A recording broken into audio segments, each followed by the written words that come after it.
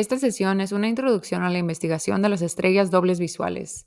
Proporciona el panorama general de la investigación de estrellas dobles visuales, pero con énfasis en un tipo particular de estrellas dobles visuales, las binarias visuales. Conoceremos las tres leyes del movimiento planetario de Johannes Kepler, que ayudaron a iniciar la era de la ciencia moderna. William Herschel observó estrellas dobles visuales con la esperanza de que su movimiento de paralaje revelara sus distancias. En su lugar, descubrió las estrellas binarias, pares de estrellas unidas gravitacionalmente. El análisis de las órbitas de las estrellas binarias demostró que estas estrellas también seguían las tres leyes de Kepler del movimiento planetario. El universo funcionaba con precisión matemática. Las observaciones de estrellas binarias a lo largo de décadas o siglos pueden conducir al establecimiento de sus órbitas. La reducción y el análisis de estas órbitas pueden llevar a su vez a determinar el parámetro estelar más importante de todos, las masas de las estrellas. Astrometría es la rama de la astronomía que se ocupa de las medidas de las posiciones y los movimientos aparentes de los objetos celestes en el cielo y de los factores que pueden afectarlos.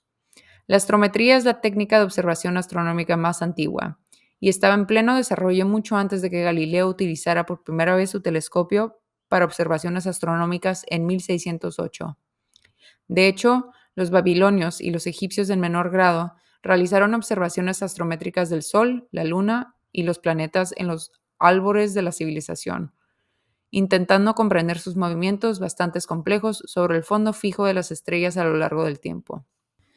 No es sorprendente que la mayoría de los primeros modelos teóricos del universo colocaron la Tierra en el centro. No había buena evidencia en ese momento para colocar el Sol en el centro, aunque se sugirió y se rechazó apropiadamente por falta de evidencia. Un antiguo modelo griego situaba la Luna, el Sol y cada planeta, cada uno en su propia esfera cristalina invisible. Las estrellas eran simples puntos de luz en una esfera exterior. Dado que los planetas a veces invertían sus movimientos con respecto a las estrellas de fondo, su movimiento retrógrado ocasional, cada planeta también se colocaba en su propia pequeña esfera giratoria, como se muestra en la ilustración. La órbita principal de un planeta alrededor de la Tierra era la deferente, mientras que la pequeña órbita que hacía el planeta para producir un ciclo retrógrado se llamaba epiciclo. Claudio Ptolomeo, matemático y astrónomo griego y director de la Gran Biblioteca de Alejandría, desarrolló un modelo matemático muy sofisticado del universo centrado en la Tierra que predecía matemáticamente las futuras ubicaciones de los planetas con respecto a las estrellas de fondo, incluyendo su movimiento retrógrado. Pasaron 1500 años antes de que Nicolás Copérnico propusiera un modelo del universo centrado en el Sol con un poder de predicción matemática equivalente. El punto culminante de la astrometría pretelescópica fueron las medidas de posición altamente precisas de Tycho Brahe, en particular del planeta Marte con respecto a las estrellas de fondo. Las medidas de Tycho eran un orden de magnitud más precisas que las anteriores. Demostraban claramente que los modelos existentes del universo eran lamentablemente inadecuados. Cabe señalar que nuestro sistema planetario era el universo en aquella época. Tycho no tenía el trasfondo matemático para desarrollar un modelo del movimiento planetario que pudiera igualar la precisión de sus datos, así que contrató a un matemático, Johannes Kepler, para que analizara sus voluminosos datos, a mano, por supuesto. Tras años de analizar los datos de Tycho de la posición de Marte con respecto al fondo de las estrellas, Kepler descubrió que dos supuestos claves sobre las órbitas planetarias eran erróneos. En primer lugar, los planetas no orbitan alrededor del Sol en círculos perfectos, sino en elipses. El ajuste de los datos de posición de Marte a un círculo era muy pobre, mientras que el ajuste a una elipse era bastante bueno. La primera ley de Kepler establece que la órbita de un planeta alrededor del Sol es una elipse. Sin embargo, algo parecía seguir fallando en el modelo de Kepler del movimiento planetario, parte central de lo que entonces era el modelo de los cosmos.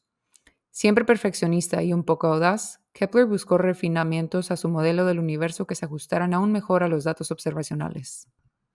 Tras una serie de comienzos fallidos, cuestionó la antigua suposición de que los planetas orbitaban alrededor del Sol a velocidad constante. Quizás se movían un poco más rápido cuando estaban más cerca del Sol en su órbita elíptica y un poco más lento cuando estaban más lejos. Tras probar varias posibilidades, encontró uno que se ajustaba a los datos casi a la perfección. Descubrió que los planetas en órbita alrededor del Sol recorren las mismas áreas en tiempos equitativos. Realmente brillante. Esta es la segunda ley del Kepler. Se muestra la regla que se recorren áreas iguales en tiempos iguales. Un mes de movimiento cuando el planeta está cerca del Sol recorre la misma área que un mes cuando el planeta está lejos del Sol. Para completar su modelo de los cosmos, Kepler notó de manera empírica que existía una relación entre el tiempo que tardaban los planetas en orbitar alrededor del Sol, su periodo en años terrestres y sus distancias relativas al Sol, es decir, los semiejes mayores de sus órbitas elípticas en unidades astronómicas. Una unidad astronómica, o UA, es la distancia media entre la Tierra y el Sol. En aquella época no conocíamos la distancia real de la Tierra al Sol, pero Kepler conocía las distancias relativas de los planetas al Sol en unidades astronómicas. Kepler descubrió que el cuadrado de los periodos orbitales, p en años terrestres, p al cuadrado, era proporcional al cubo del semieje mayor, a en unidades astronómicas al cubo.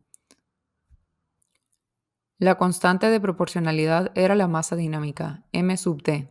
Esta relación de proporcionalidad es la tercera ley de Kepler. La masa dinámica m sub d es la suma de las masas de las estrellas primaria y secundaria, m sub p y m sub s. Kepler dio en clave con la tercera ley. Cuando se traza una gráfica de doble escala logarítmica, conocido como log-log, para todos los planetas de sus semiejes mayores en unidades astronómicas al cubo versus sus periodos en años terrestres al cuadrado, aparece la hermosa relación que se muestra en la figura. Esta relación fue un importante descubrimiento científico empírico de Kepler. El modelo matemático inicial de Copérnico de un universo centrado en el Sol, las observaciones de Tycho, el análisis y las tres leyes de Kepler y las observaciones telescópicas de Galileo dieron inicio a lo que muchos historiadores conocían la era moderna de la ciencia. Por primera vez, la humanidad disponía de un modelo matemático preciso del cosmos que se ajustaba de forma extraordinaria a las mejores observaciones. Era totalmente asombroso que el universo pudiera describirse con tanta precisión mediante las matemáticas. Galileo pensaba que el Sol era el centro del universo y que las estrellas eran solo puntos de luz más allá de los planetas. Galileo observó estrellas dobles. En concreto, Galileo sugirió observar dobles para detectar paralaje. El efecto de paralaje se podía notar en el caso de un sistema doble de estrellas que tenga una estrella brillante y una tenue. Si la estrella brillante está cerca y la débil lejos, la estrella brillante cerca debería desplazar su posición con respecto a la estrella débil a lo largo de un periodo de 6 meses debido a la órbita de la Tierra alrededor del Sol. Este desplazamiento se denomina paralaje.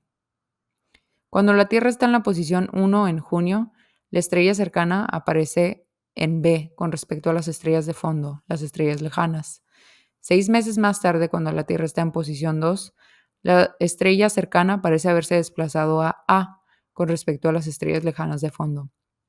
El ángulo θ se denomina paralaje, mientras que la distancia d es la distancia a nuestro Sol en parsecs, una contracción de segundos de arco de paralaje.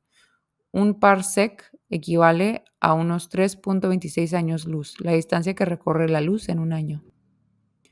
Siguiendo la sugerencia de Galileo, William Herschel empezó a medir los ángulos de separación y posición de las estrellas dobles en 1779. El ángulo de posición de una estrella doble es el ángulo que forma una línea desde la estrella primaria, más brillante, hasta la estrella secundaria, más débil, con respecto al norte celeste. El ángulo de posición se mide desde el norte, tradicionalmente hacia abajo para los astrónomos, pasando por el este a la derecha, el sur hacia arriba y el oeste a la izquierda. El ángulo de posición se mide en grados desde el norte. La separación de una estrella doble es la distancia angular entre la estrella primaria y la secundaria, y se mide en segundos de arco, o para dobles cercanas, en una fracción de segundos de arco. Un segundo de arco es un ángulo muy pequeño. Un círculo se divide en 360 grados, mientras que un grado se divide en 60 minutos de arco, y un minuto de arco se divide en 60 segundos de arco. Por lo tanto, hay 1.296.000 segundos de arco en un círculo. Un segundo de arco es el ángulo que forma una moneda de 10 centavos a una distancia aproximada de 1 milla. Existen varios tipos de estrellas dobles visuales. Las dobles ópticas son la alineación casual en la línea de visión de las estrellas en el cielo. Las dos estrellas están separadas entre sí por enormes distancias y, a pesar de su apariencia, las dos estrellas no están relacionadas entre sí. Herschel pensaba que todas las estrellas tenían aproximadamente la misma luminosidad intrínseca. Si estuvieran a la misma distancia, tendrían aproximadamente el mismo brillo. Por tanto, esperaba ver dobles ópticos en los que las estrellas más cercanas parecieran más brillantes y la más lejana más débil. Cabe señalar que ahora sabemos que las dobles ópticas son, como era de esperar, el tipo más común de estrellas dobles por un amplio margen.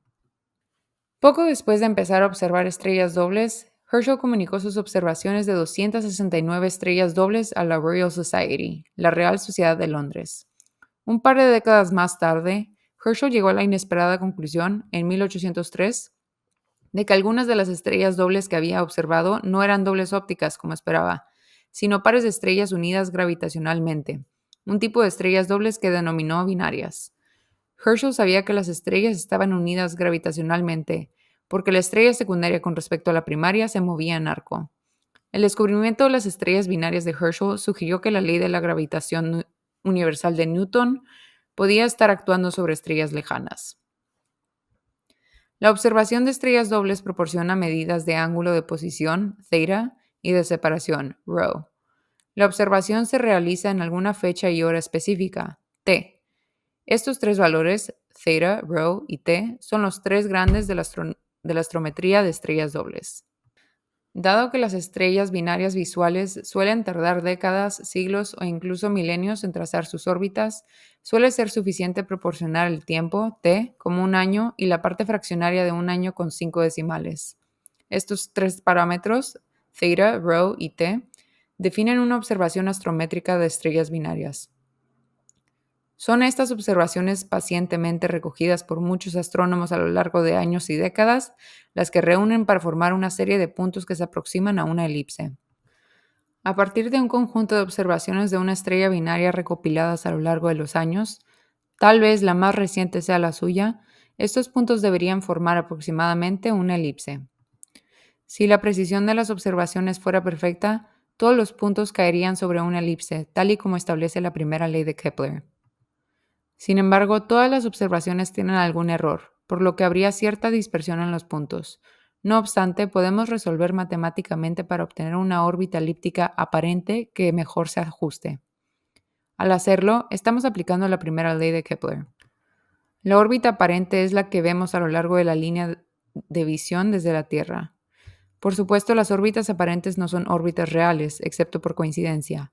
Vista a lo largo de la línea de visiones desde la Tierra, una órbita parecerá más delgada de lo que realmente sería si viéramos las binarias desde arriba o desde abajo. Por lo tanto, necesitamos girar la órbita aparente en dos ángulos ortogonales para obtener la órbita real. ¿Cómo vamos a determinar estos dos ángulos? Si ha adivinado aplicando la segunda ley de Kepler, pase inmediatamente a la primera fila de la clase. Habrá una orientación de la órbita en el espacio tridimensional que se ajuste mejor a las fechas en las que se hicieron las observaciones. Ahora que hemos resuelto y determinado lo que es la órbita verdadera, una elipse, primera ley de Kepler, orientada correctamente en el espacio de forma que se recorren áreas en tiempos iguales, segunda ley de Kepler, ¿cómo podemos determinar las masas de las estrellas? Nuestro verdadero objetivo. Como recordarás, la tercera ley de Kepler establece que el periodo en años al cuadrado es proporcional al semieje mayor de la elipse verdadera en unidades astronómicas al cubo, donde P es el periodo en años, A es el semieje mayor en unidades astronómicas y MD es la masa dinámica de las dos estrellas en unidades de masa solar. La masa dinámica es la suma de las dos masas estelares, MD igual a M1 más M2. Hay que tener en cuenta que las unidades del semieje mayor son unidades astronómicas, no segundos de arco.